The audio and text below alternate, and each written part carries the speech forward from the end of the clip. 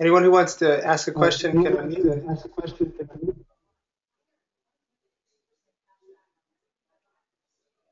Cody, I'll go first then. Um, Okay. so one thing that as we were starting our e-club, that we had a lot of conversation about uh, involved the type of, I guess, the content, right? When you're marketing a group or marketing something, they say there's the product, the place, the promotion, and the price. And so uh, Rotary has lots and lots of uh, opportunities and structures and things that people have been doing for a long time, but we had to figure out what we were going to do in our first year with a smaller membership. And it came out of our group. And I'm looking forward this year to uh, finding the energy in our group and supporting that. What projects have you done with your Rotaract Club? What projects have you done in the past? What are you actively involved in now as a club, and what are some of the things you're considering in this next Rotary year? Sure. Yeah, that's a good question. So some of the events that are kind of ongoing for us. About 3 years ago, we adopted a stream in the Raleigh area, and so we clean that twice a year. And that's probably our biggest ongoing service event. We've also done a number of partnerships in the area with other Rotary clubs, partnering with them on service events they're doing. We've worked with, I don't know if you're familiar with Activate Good, but it's a nonprofit service organization in the area that really tries to connect groups and individuals and nonprofits and try to, kind of be that in between of people looking to do service and people who need volunteers. Um, I know that we're getting ready to work with them. They always do a 9/11 day of service. And so I've participated in that for the past few years, and that's going to be our Rotaract Club service event for September, is participating in the September 11th day of service through Activate Good. We've also volunteered with several different organizations in the area. This past year, I was actually service director, and so the one thing I was trying to do was to branch out um, our service involvement. And I feel like a lot of times as clubs, we kind of get in the rut of working with the same couple of organizations, and not that there's anything wrong with that, but I think there's so many great organizations here in the area. And so I tried to branch out. We did some work with the Salvation Army, with um, Safe Child, which is a pretty neat organization. And then we've done work with the Interfaith Food Shuttle Farm, with a few others that I can't think of off the top of my head. But so we really have tried to get out more. That is one thing we've been contemplating, though, is there some sort of service avenue that we could do on a more of a regular basis, whether it be, under the Salvation Army, they do a night of tutoring twice a week, and they're always looking for help there. So we've talked about, maybe trying to send one or two members each week to the Salvation Army to do tutoring for the women and children shelter, or volunteering with I think it's Loaves and Fishes that has some tutoring each week as well. But trying to get involved on a more regular basis and having kind of that steady partnership, and then doing another event maybe on a weekend that's a little more full club event.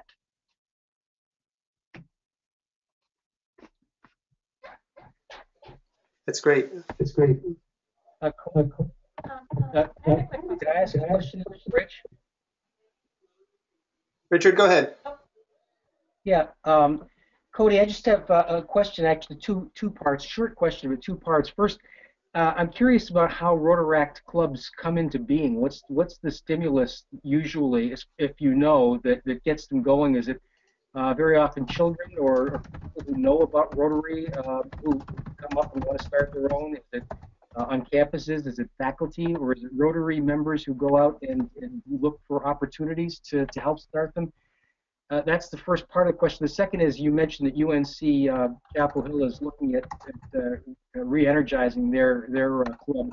I wonder if you have a contact there, because I hang my hat there as well as Duke, and it might be interesting for me just to introduce myself and see if they need any help. Okay. Yeah, so to answer the first part of your question, I think it's a mix. From what I've seen, I've seen both sides of it. I've seen students that have moved to the Raleigh area or Triangle area from maybe for college or for work, and they were either involved in Interact or Rotaract from wherever they moved from, and so they get here and they say, hey, I see there's not a club in my area or there's not a club at my university, and so they start doing their homework to reach out to the district. A lot of times they'll end up contacting the district governor or maybe Boyd or myself, and then we try to get them to the right place. So that's kind of what we've seen sometimes. I believe that's actually where some of the contacts have come from for the folks that are interested in starting the UNC club back up.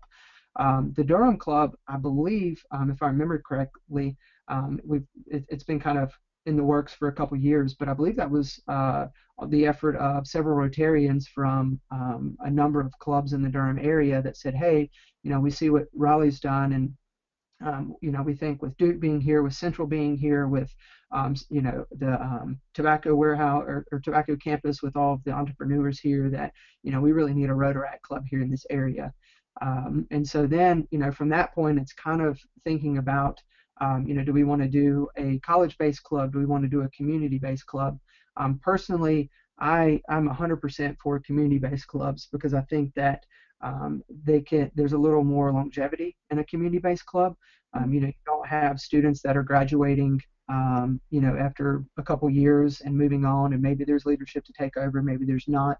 And there's nothing that says that college students can't participate in a community-based club, which I think is what we've seen with some of the Durham members, where a lot of their members are grad students at Duke, or they're going to Central, or they're just members in the community. And so you see that model a lot in other countries. I would say Rotaract as a whole in the U.S. is probably 10 years behind where a lot of countries are in their Rotaract programs, just with the district support, with the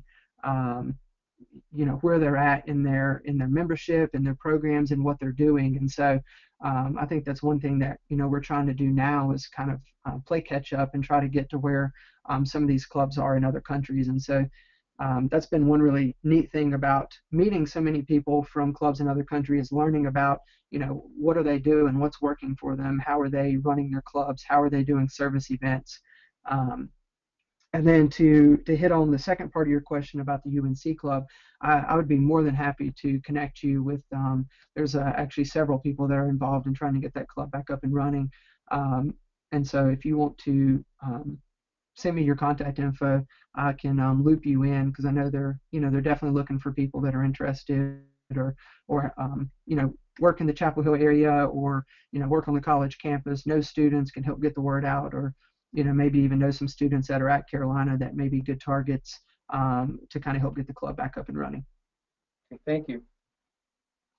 Cody, this is Jeanne, and just to add to what you said to Rich, that'd be great to see a club at UNC, but also as a community club.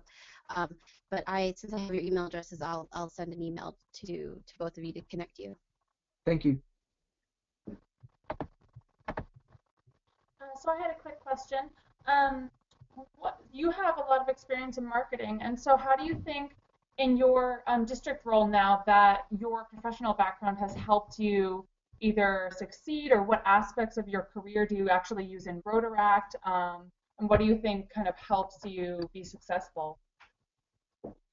Yeah, so I think that in our club that one of the biggest things is marketing the club, marketing the organization. And so my background being from marketing has definitely helped with that, with trying to think about what does our website look like. That's actually, our website is the #1 lead generator for our Rotaract club.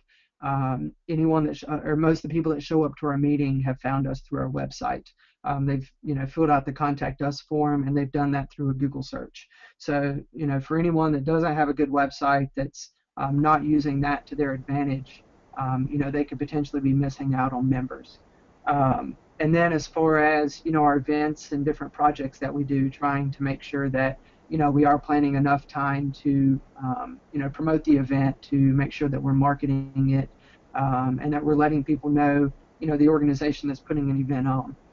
Some of you may have been, our longest running fundraiser has been our Wine to Water wine tasting, where this will be our 6th year, I believe, coming up of our fundraiser. And we do a wine tasting each year. 100% of the profits go to Wine to Water, which is a Boone-based nonprofit. I'm involved in that organization as well, and I was actually the one, I guess, that helped get the event going as a fundraiser. But they work to provide clean drinking water for people all over the world. And so, that was an event where if we wanted people to come, we had to make sure that, we got out and we marketed it. So creating flyers and brochures and doing, press releases and, posting on community boards from every news organization in the Triangle, really making sure that we get the word out about it, because you can have a great event, but if you're not marketing it and you're not letting people know about it, then it's not going to take off very well. And so luckily we've done really well with our big events each year, and they've continued to grow. So I think that's really helped us out. Cool, thanks. This is Jordan. I just had a question. It's impressive the amount of work that Rotaract has done in connecting with college students, and I was wondering, has there been any effort on the national or other stage for connecting more with professional students? Do Rotaracts try to reach out to professional schools, maybe not even just for membership, but just to get them involved with service events? So I guess, are you referring more to like doctoral programs and master programs and that Right, kind of thing? business school, law school, medical school. Sure. Okay.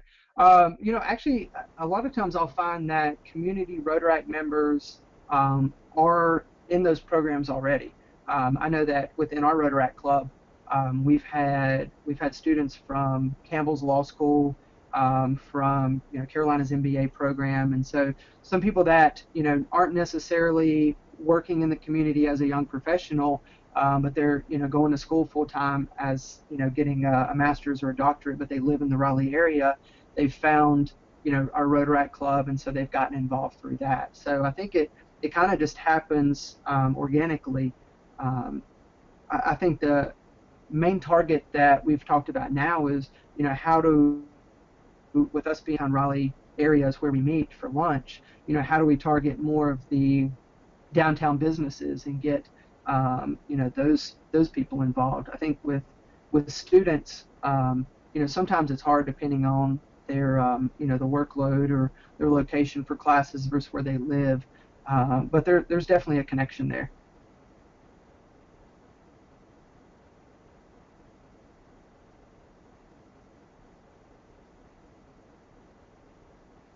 Cody, one of the things I think Rotary has been trying to address over the past probably a few decades, and some clubs are much more successful than others, is trying to become more and more diverse with gender, ethnic groups, different occupations, and you kind of touched on that in the last question. But do you feel that Rotaract in general, and then your Raleigh Rotaract, how are you doing on those sorts of diversity issues?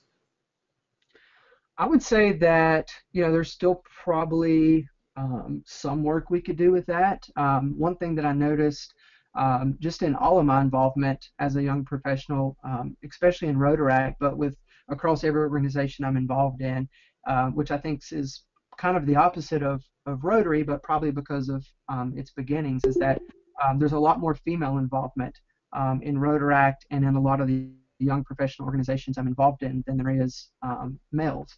I think our club in particular is probably 70% female.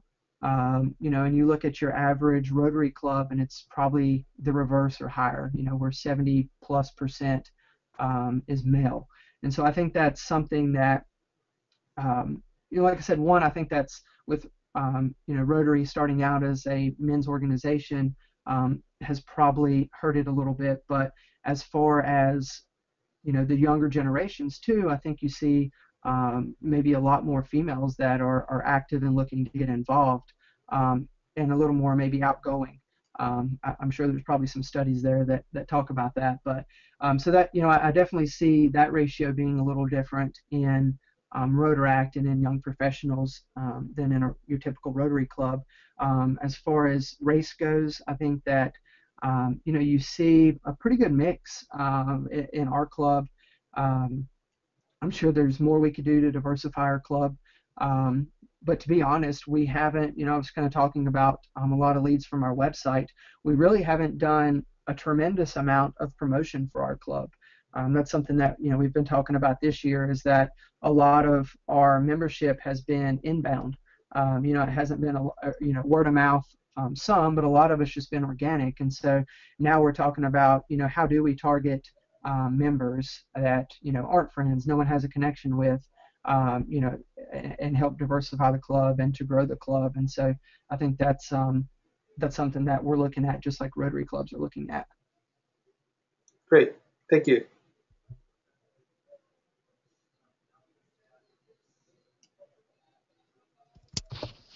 Cody, I had a question about the service projects you all undertake outside the country, and you said that usually you pay airfare plus a flat rate.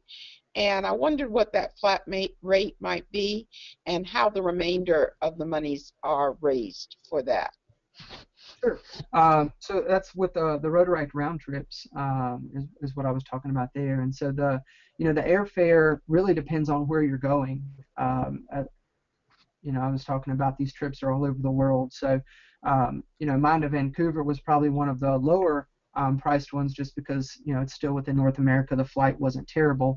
And then as far as the flat fee went, I believe it was around $300. And that covered your room and board for all 10 days that you were there. So while I was there, the only thing that I paid for out of pocket was souvenirs. And the rest of that money is raised by those local districts. The Rotaract clubs come together, and then the Rotary clubs that help host that trip in that district all come together and help sponsor that trip. So, I'm no idea. I guess it depends on the country you're in or the area you're in as far as what those trips cost and how much is raised. But at least the one that's in Vancouver, participants only pay about $300, and that covers them. Very good. I was just wondering about that aspect of it, because the financial piece could be a limiting factor for some younger members. And so I was trying to see how that got covered. Yeah. So I think they do try to take that into consideration, especially, you think about my airfare was, I think, maybe $600, but, the girl that came from New Zealand was obviously paying a lot more for her airfare. Right.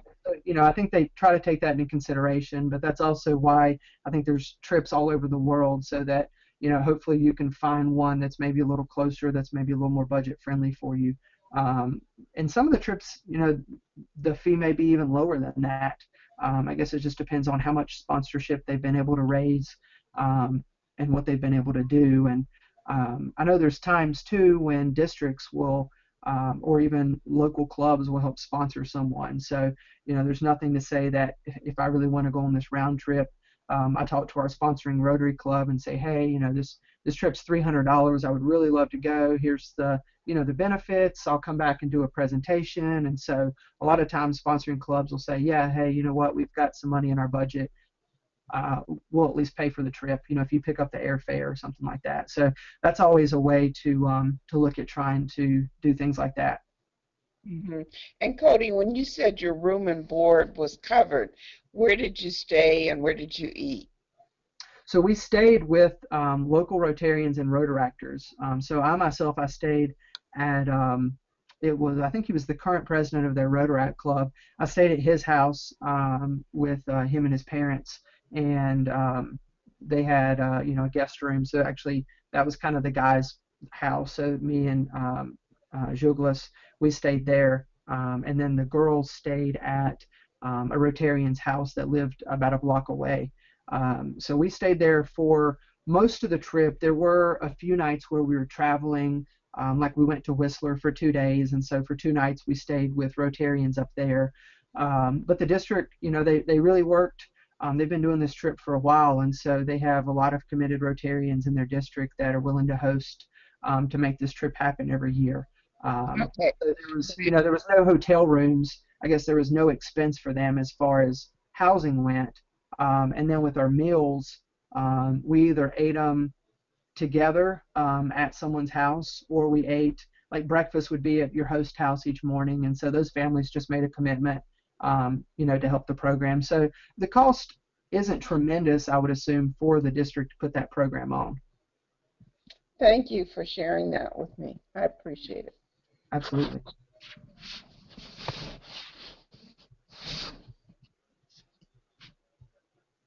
Other questions for our friend Cody?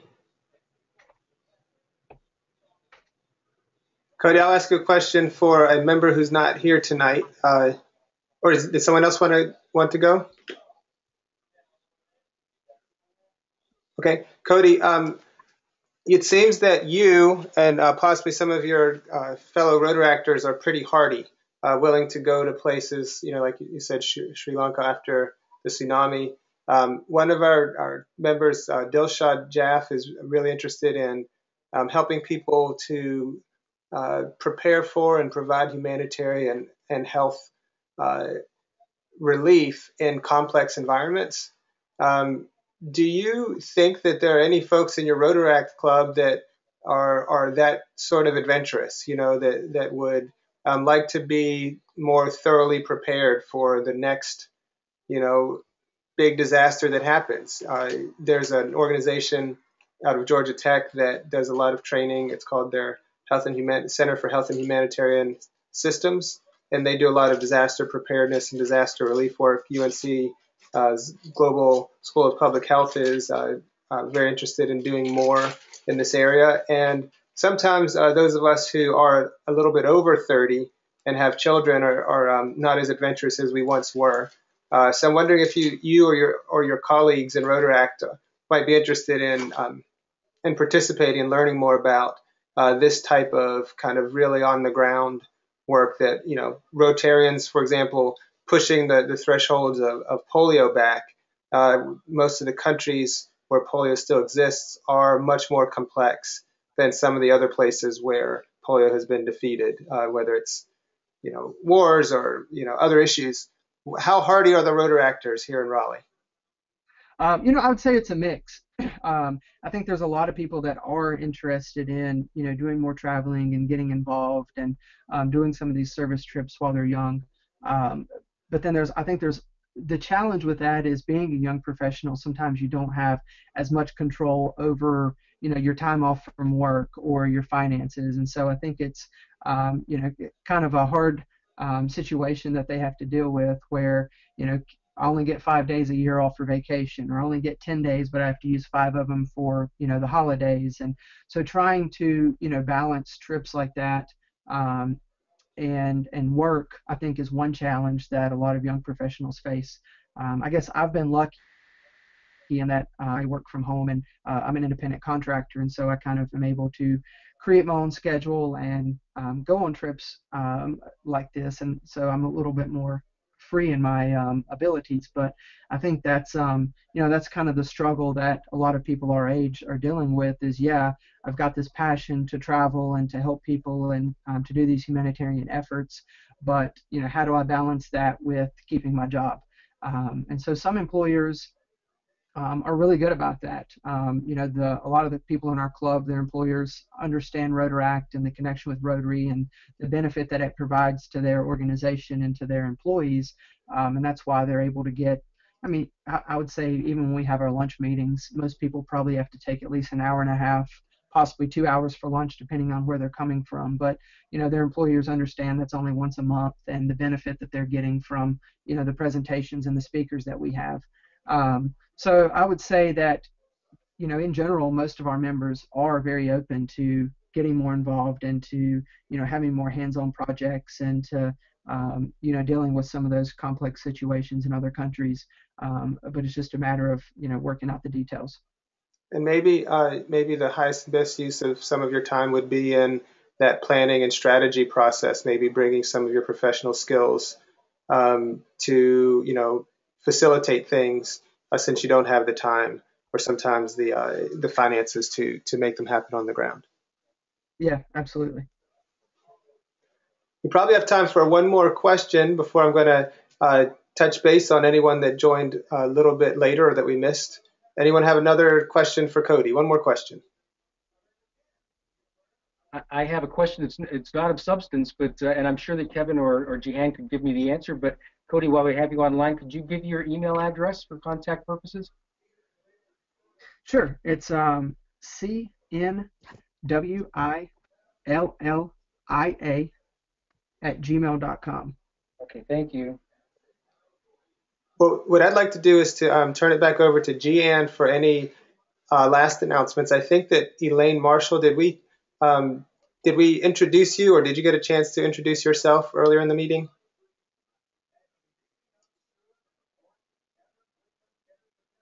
I'm not sure if Elaine's microphone is working, but she's on our list. We want to welcome you. And so I'll turn it over to Gian, and if you want to just reiterate some of the important, or not important that the other ones aren't important, but time-sensitive announcements, things happening this week and very shortly, and then maybe turn it over to our good friend and major supporter, BC, for last comments and the Rotary four-way test. So Gian and then BC. Thank you. Sure. So just want to reiterate that our eClub Charter celebration is this Thursday at Fountain's Home at 7 p.m. So just RSVP through the Evite. And then our Fill That Bus campaign is on Saturday at Sam's Club in Durham. That's Saturday, August 15th. So we'll be there all day. It looks like the majority of the slots have all been filled, but I'm sure that volunteers are still welcome to show up. So we'd love more help. And then the Crayons to Calculator new teacher giveaway, that is August 22nd from 9:30 a.m. to 1 p.m. And they're looking for 8 volunteers to help give away all these wonderful supplies. So those are the more recent or more urgent activities that are coming up. And I also wanted to mention that, sorry, before I give it to you, BC, if you haven't had a chance, please log into DAC DB to see if you can check your logins for our new eClub members. And if any of our visiting members, visiting Rotarians need makeups, just let me know. And so I hand it over to BC. Since we have a few minutes, President Kevin, if I may add a comment or two. Please, BC. I'd like to add, Cody, that was I think, almost like a rainbow of like a kaleidoscope. You covered a lot of ground, and most of it is very, very interesting. And I really commend you on both your experience and how you have presented it. I'd like to add that in the totality of experiences and of events that are taking place here in this district, Gian has mentioned to you some of the things. For instance, this Fill the Bus event. I don't know if many of you in the club are aware, but when this program began, it was modest, and we were struggling to put together enough money to back the C2C program. And in the matching grant committee, which was a small group of people we met, which today has become the Area 7 committee, we wondered if it was possible that we could ask the help of some of our foreign clubs and districts. We had actually helped a club in a district in India where we helped them put computers for learning aids to children, which catered specifically to children with learning disabilities. There were 500-600 children there. That program went very well. So we approached them here to ask if they would help us to improve literacy in Durham if they would help us float a matching grant proposal, which would be a reverse of the normal matching grant that they would initiate it, and the receiving host country would be Durham, North Carolina, and we actually turned up $12,000 as one single event for that particular year, and that got the thing going. It's just a matter of history, but it's kind of exciting how Rotarians all over the world can get together and make these exciting things happen. Uh, in terms of information, Cody, I'm probably aware that you might be aware that October 24th, we are organizing what is called End Polio Walk or Walk to End Polio Day. And what we are trying to do is to reach out to all the clubs across the world that we know of connections and contacts, to make them aware that that day, the Saturday morning, we will begin with Japan, Ryama, for instance, Rotary clubs there, and move back by longitude, etc., and make them aware. They will make us aware of what they are doing to raise awareness and raise funds for End Polio Day at that time. And if it's possible for you to reach out to your connections to publicize that October 24th as the End Polio Day, that would be just great. And if you have any thoughts on that, we'll be just delighted to hear from it. I'm sure Kevin will be, as the president of the E Club. It's a combined effort. It's everybody helping to make that Polio Day an immense landmark. So that's one event. And then Gian has mentioned the other events that are taking place. I'm going to bring in, my wife is helping me bring rice pilau for the E-Club charter celebration. So hopefully we'll know. I'd love to get an idea, Gian, how many we can expect so that we can not run short. So Sure, we're hoping between 25 to 30 people. Okay. That's how many people have RSVP'd so far. All right. So if there are we are now coming on close to 9 o'clock, so I'm going to suggest that we close up. And unless there are any other comments, we should go to the four-way test, which is of the things we think, say, or do. First, is it the truth? Is it fair to all concerned? Will it build goodwill and better friendships? And will it be beneficial to all concerned? And that's Rotary for tonight.